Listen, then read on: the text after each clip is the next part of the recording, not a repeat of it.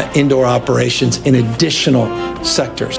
Coming up on NBC Palm Springs, 80% of California is back on shutdown orders. We'll break down what the governor's new orders mean for you. Plus, the back and forth about when kids go back to school continues. From substitutes to teacher sick leave, we'll have the latest on our local school district's plans. And the Orange County Board of Education makes a shocking decision about students' return to classes in the fall. We'll have those details for you in just minutes.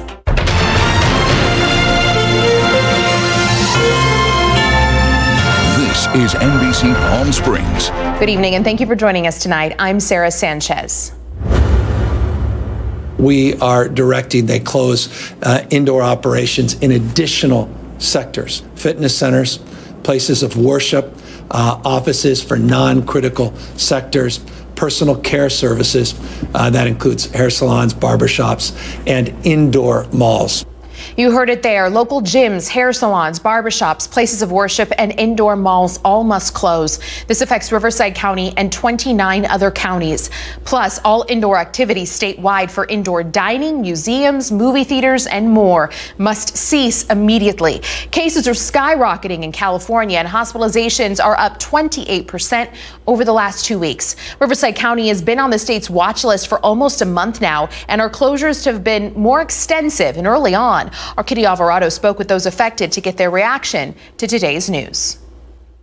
Riverside County is among 30 counties that will have to close gyms, worship services, hair and nail salons, and indoor malls again. These 30 counties in total represent about 80% of the population in the state of California. These indoor services were last to reopen in May. The county's surge in COVID cases is above what the state allows. Angela Edmondson, owner of Rose Gold Hair Salon in Cathedral City, got word of the closures while working out. And I just looked at my gym owner and I was like, they closed us down again. She says the last closure was tough enough. Financially, this is a pretty hard blow. I mean, it took us 12 weeks last time to get unemployment, and now here we go again. Andrew Witch, general manager of World Gym in Palm Desert, says he's not surprised. I wish we as Californians took this more serious so we wouldn't have to scroll back. I wish that people looked at each other and wanted to make it a better place in that way. I mean, you look around the gym, everybody's wearing their masks and they're doing it for each other so we can stay open as a gym. So I'm disappointed. For sure. Monsignor Howard Lincoln of Sacred Heart Church in Palm Desert says while they are disappointed, giving up worship services temporarily for the greater good fits into the teachings of the church to love thy neighbor. It's not too much of a sacrifice to reach out and try to protect others. And our right to practice our religion does not include the right to expose others to a very communicable disease that is sometimes fatal. Kitty Alvarado, NBC Palm Springs. Now let's take a look at our local COVID-19 numbers. 983 new cases were reported in the county since Friday, 292 on Saturday, 46 on Sunday, and 222 today. 231 new cases were reported in the Coachella Valley since Friday. 13 new deaths were reported countywide, 9 of those from the desert. Indio has the most cases in the valley with 1,937. Indio also has the most deaths, now up to 47. Internal documents from the CDC warn fully reopening schools would be the, quote, highest risk for the spread of coronavirus. The document was obtained by the New York Times. States are debating whether to reopen schools during this resurgence in coronavirus cases. The Trump administration continues to push for schools to reopen, but the White House has yet to release a plan or endorse CDC guidance. Los Angeles and San Diego public schools will start online. Both districts made the announcement in a joint statement today. Officials went on to say that both districts will continue planning for a return to in-person learning as soon as public health conditions allow it. They went on to say teachers, parents, and students will all receive training to make online learning more effective. And here in the Coachella Valley, 2 of 3 school districts have announced they will start the school years with online learning as well. In-person classes are going to look different, although it's uncertain what the future holds exactly. Our Olivia Sandusky spoke to local districts and has more. The Palm Springs and Desert Sands districts will start the school year virtually as staff formulates a plan for eventual in-person education, including temperature checks and face coverings. We will be providing 2 cloth and 2 disposable face coverings at a minimum for students. We're also providing face shields for all teachers. With COVID-related criteria changing almost weekly, the PSUSD superintendent says her district will create guidelines to handle positive tests when the date to return to campus gets closer. We have a nurse manager who works closely with the Department of Public Health, and so we will be working with them to make sure that the protocols and processes we follow are in alignment with what the Riverside County Office of, or Department of Public Health expects. She also says teachers who miss work due to COVID-19 are eligible for worker benefits as laid out by Governor Newsom. But what about the substitutes filling those absences? We're going to be needing to make sure our substitutes have different kind of training and updates than we may have given them before. And we're going to make sure that we are limiting them from being at every school. As local districts finalize plans, President Trump and the Secretary of Education have emphasized the need for schools to reopen. There is nothing in the data that would suggest that kids being back in school is dangerous to them. But the CDC lists in-person classes as a high-risk activity. And while the White House task force says the child mortality rate for COVID-19 is less than 1%, the Coachella Valley Teachers Association says that would equal over 3 deaths in their district, adding that's 3.5 more than we'd be okay with. Olivia Sandusky, NBC Palm Springs. Orange County is taking a different approach to reopening schools. In a 4-1 vote just hours ago, the Orange County Board of Education votes to reopen schools next month. No social distancing or masks will be required. Board officials say requiring students to wear masks is, quote, not only difficult, but may even be harmful over time. They also say district superintendents and school boards should implement individual plans specific to their schools. Now, one parent's unsure of sending her child back to school, saying it's not worth sacrificing health for a sense of normalcy. The fact that the Board of Ed is saying no masks, no physical distancing all day, every day, I just feel like that's not safe. I get it. And I think most teachers do and most parents do, and we're willing to do a lot. But I don't think anybody's really willing to sacrifice the health of their families just to get back to normalcy. Thousands of Orange County parents have signed an online petition asking the Department of Education to follow state guidelines. Health officials are still working around the clock to learn more about coronavirus as it changes every day. The World Health Organization is now saying patients who recover from COVID-19 may be able to get the coronavirus again. And studies suggest their immunity would wane after a few months. Our Tona Everett has a fact check in some of the most common questions about the virus. Let's get down to the facts of the coronavirus. First up, can COVID-19 be spread through food? Directly through food, no, but the process of eating can be exposure. Does warm weather kill the virus? Unfortunately not. We were hoping that would be the case, but it doesn't seem to have an effect. Can you get the virus from mail? The mail is the absolute lowest way to catch COVID. Can animals spread the virus? Well, I think in general, we're not sure about all animals, but we don't think common household pets spread the virus. Do cleaning products kill the virus? Yes, we're very confident that the virus is contained that way. Are kids' symptoms different than adults? Children can be carriers of the illness with low symptoms, but remember that a lot of kids have been staying home, so they're obviously not in contact with other kids. Can you get it again if you have the antibodies? We are finding that most people aren't getting reinfected, and that people that are antibody positive seem to be doing very well and safe. Does it cause permanent damage? I know the fatigue is a big issue. It seems like the taste and smell issues come back. I think there can be permanent lung scarring, injuries to different organ systems. There are some neurologic compromises that people are concerned about. We really won't know for years what the long-term consequences of COVID are. Is it spreading faster, and is it getting less severe? I think we're seeing a combination of just a large number of people being exposed to it, but we're also not seeing as many critically ill patients as we did at the beginning.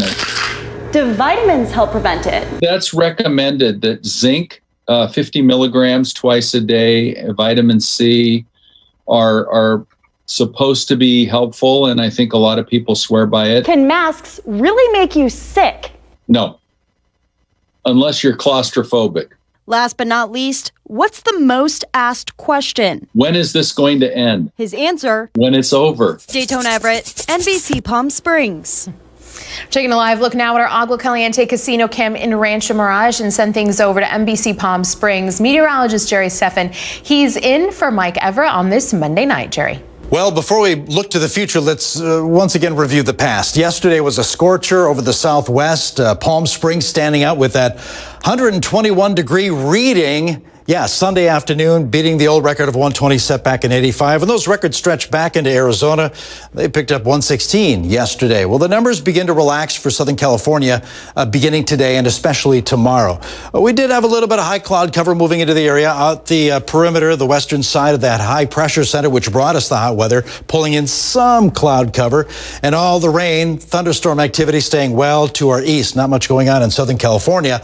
And the excessive heat warning that we had last couple of days through today, well, that has been dropped, and we're going to see temperatures closer to where they should be as that upper level ridge of high pressure weakens. The numbers come down a little bit closer to normal, straddling the 110 mark tomorrow afternoon. Again, tomorrow we'll see an onshore flow that could get a little gusty in the wind prone areas. But tomorrow the dew points come down too at around the upper 30s, low 40s by the middle of tomorrow afternoon. We'll see triple digits a little later than they have been over the past few days. They'll begin at 11 o'clock noon and eventually getting to around 110 by 4 or 5 o'clock tomorrow afternoon. Comfort Air 3-day forecast holding steady tomorrow, Wednesday, and again on Thursday. Mostly sunny skies and highs around 109. Full forecast and 7-day in just minutes.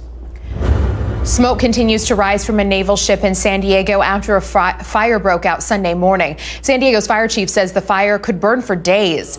When it first started, there were 160 people on board. Investigators have said some type of internal explosion started it. The ship was reportedly undergoing maintenance.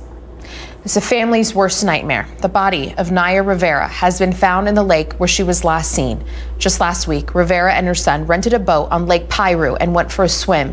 Investigators believe Rivera never got out of the water. NBC's Dan Sheneman reports.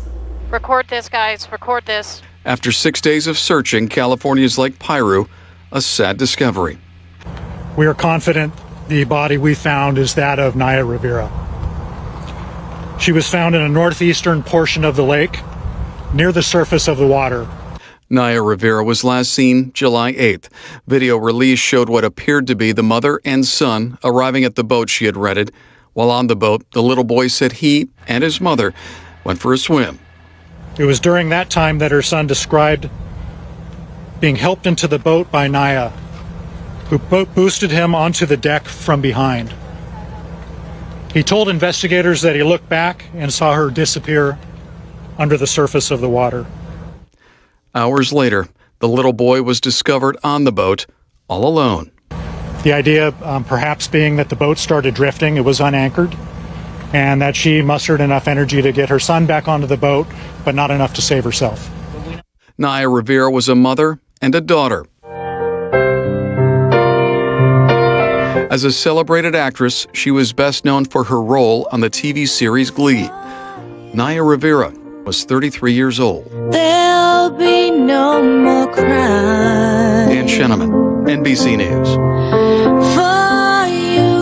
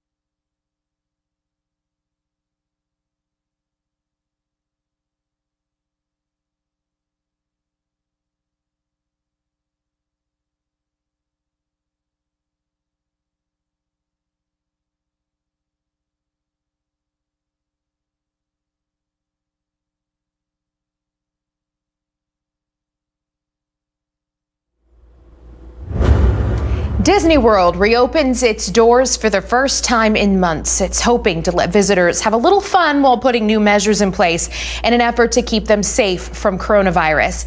When Disney shut down in March, there were 155 cases of COVID-19 in Florida. Now the state has just leapfrogged New York for most infections in a single day. Now many are wondering if reopening the park is the right move. Sam Brock is in Orlando with more. This morning, Disney fans are experiencing the magic once again. Oh my God, I'm gonna cry. The sight of the beloved theme park returning, bringing some to tears.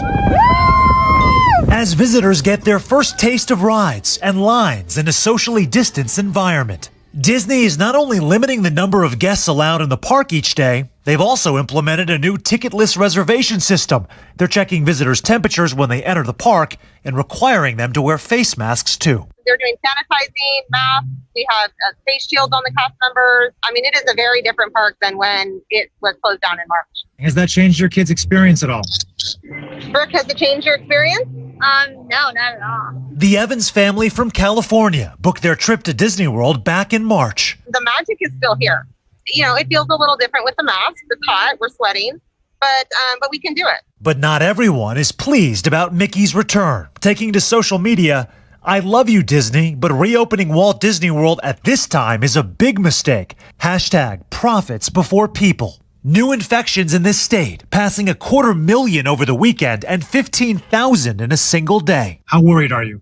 I'm worried because not only are we seeing spikes in the virus, we're seeing spikes in hospitalizations. Disney World isn't the only theme park to reopen after a COVID-related closure. SeaWorld, Legoland, and Universal Orlando, part of our parent company NBC Universal, all reopened in June. Universal Orlando and SeaWorld requiring employees and guests to wear face masks, with Legoland encouraging its guests to wear them.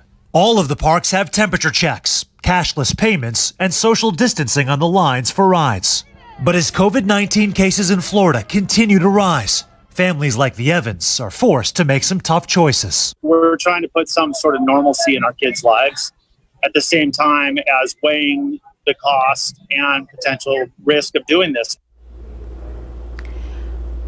That was Sam Brock reporting. We're taking a live look now from our Agua Caliente Casino Cam in downtown Palm Springs. Jerry has a look at our forecast when we come back, so please stay with us.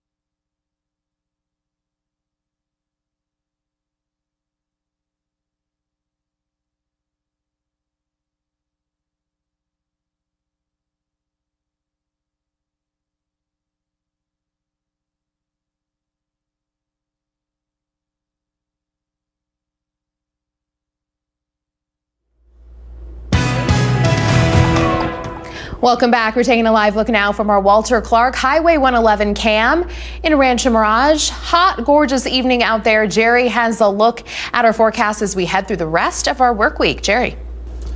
Yeah, it was a little bit of a hot one earlier today at 115 at Palm Springs, not the 121 we saw the day before, but still hot. 108 is where we should be this time of year. That's the normal. Mostly clear skies, a little bit of cloud cover over the area, all on the very western perimeter of a high pressure center that brought us the hot weather over the past couple of days, all streaming in from the south. And we'll see a little bit of that tomorrow morning before that dissipates. But all the action, all the rain, all the convection staying well to our east near that high pressure center. As far as weather advisories, we did have an excessive heat warning that expired at 8 o'clock, so nothing to point out right now as the temperatures begin to back off. But temperatures tonight will bottom out in the 70s and 80s compared to the 90s we saw earlier this morning. Now, high pressure center in the upper levels will weaken a little bit. Its influence on us will drop and temperatures will fall as well. So 108 to 112, the range of highs for the Coachella Valley as we move into tomorrow. Clouds to begin the day, sunshine to end it. Dew points drop a little bit too. 40-degree numbers by the middle of the afternoon. We'll see triple digits begin at around 11 o'clock noon and eventually getting to the high temps at around 4 or 5 o'clock. Tomorrow afternoon. So tomorrow, 109 for Palm Springs, 111 at Indio, a little better than what we had over the past couple of days, not as hot.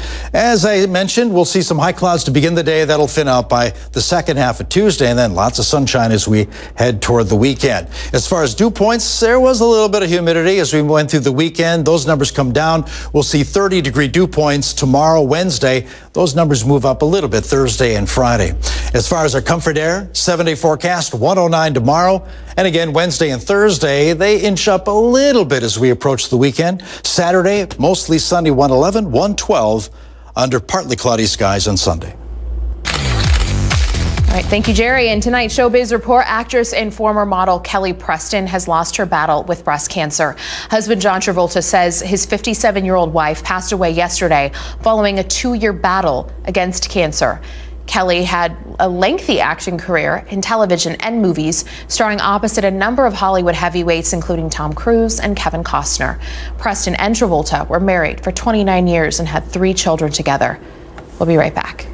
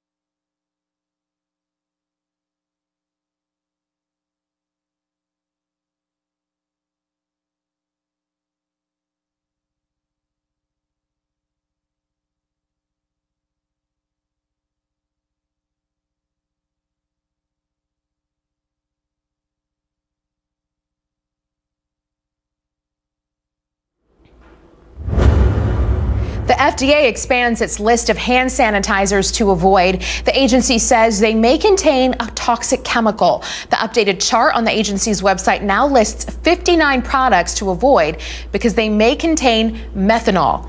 Some have already been recalled, while the FDA is recommending others be pulled from the market. According to the FDA, all the toxic hand sanitizers were produced in Mexico, so check the labels. If you haven't filed your federal taxes yet, you only have a couple of days left. This year's federal income tax deadline is Wednesday, July 15th. It was postponed because of the pandemic. You can also request an extension to October 15th, but that form still needs to be in by Wednesday. Refunds aren't the only opportunity you'll lose in this case, though. Tax credits for that year also go out the window. 4th of July was a busy travel weekend despite warnings from health experts. According to cell phone data in 10 coronavirus hotspots, more people hit the road for the 4th than over Memorial Day weekend. Phoenix was the only city of the 10 to record a busy Memorial Day weekend of the 10 that were tracked. Orlando saw the largest increase in visitors. Sports is next. Stay with us.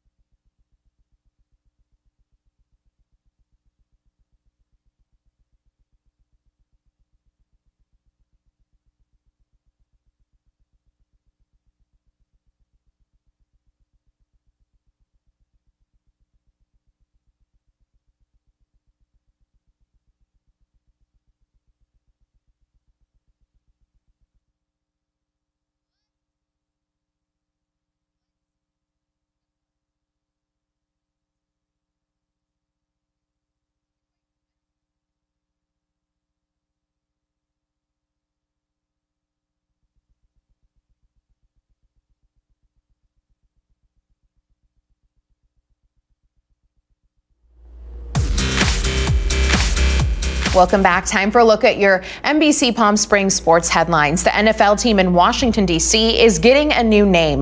For years, many Native Americans have said the team's name is a racial slur, but the team's owner vowed he'd never change it. Now, under pressure from sponsors, the name and logo are gone, and a new name is in the works. NBC's Chris Pallone reports.